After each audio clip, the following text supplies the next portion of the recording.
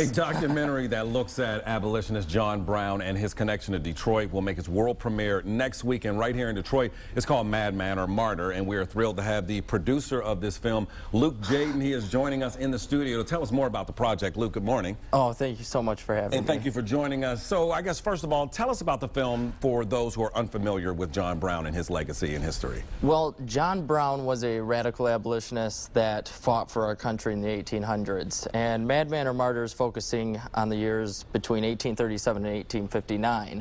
And he was a radical abolitionist, a white man who was very, very religious and sacrificed his life for this cause. Yeah, I've read some articles about him. I had previously been unfamiliar and was very just impressed and intrigued with his story. What are you hoping that audiences will take away from this? You know, I hope they really emotionally connect with the film. I mean, this is a very heavy, serious topic we're dealing with, and many people, you ask them on the street, we did in the film, but we don't show that, but they didn't know who John Brown was or anything. And I hope they really just connect and learn who he was and get the educational purposes out of it. Now, you brought a clip along. First of all, before we play it, tell us what we're getting ready to see.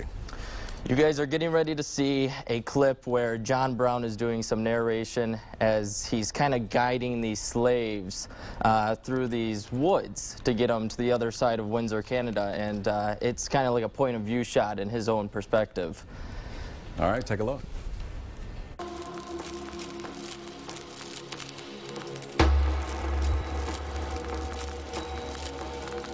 America is full of grisly and sinful acts, so unless you run and get out of here, you will be kept in bondage and die in sorrow. Once you reach the shores of Canada, you will be long forgotten and living in freedom.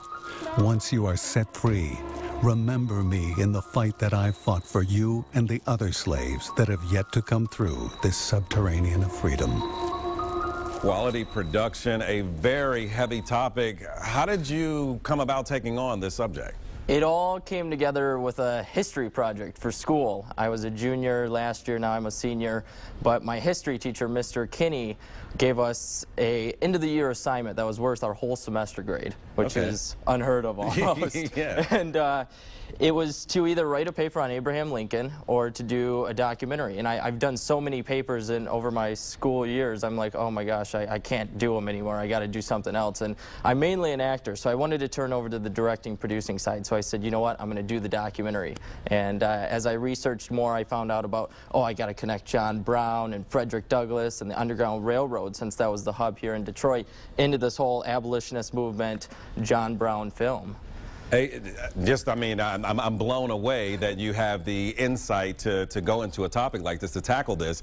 Obviously, as I mentioned, quality production. Tell me about your actors, and you got some special people to perform for your soundtrack as well. Yes, I had Ed Kelly, who's a local artist that you might know. He does the bell tire sound. Sure. And he was also in the double, but he plays John Brown in the narrator. I then had Tim Holmes, who I got on a project. I worked with him a month before we started shooting, and he's from Oz the Great and Powerful. And then I had Philip Edward Van Leer out of Chicago, who you might know because he's on the show Prison Break. And I could not have got a better cast, but the musical soundtrack really adds the effect and the emotion to this film. I had David Winans II, who's part of the Winans family, compose the tracks. And I also had some other local people like Nico Manjaraz, who just got out of college. He composed some tracks, and then Sky High, a local band that Ed Kelly put me in contact with, saying people get ready for the ending credits, which just really adds a tone for the film. Now, we're running out of time. Tell me about the premiere and how we can be a part of it. It's January 31st at the Charles H. Wright Museum.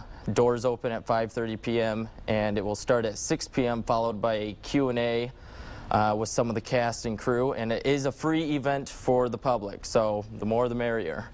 Excellent. Luke Jaden, thank you so much for joining us. I'm looking forward to seeing more of your work as well as this film.